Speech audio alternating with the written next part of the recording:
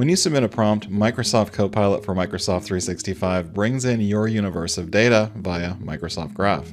It uses the Semantic Index for Copilot to correlate activity signals, retrieving indexed information that is uniquely relevant to you. It then presents the combination of your prompt with what was retrieved to the large language model to generate an informed response. Importantly, Semantic Index for Copilot works on two levels. By default, it indexes information within SharePoint inside your organization's tenant. Second, each user also has their own separate index for email and their individual important documents, like files shared with them, where they've commented, or were @mentioned, and more.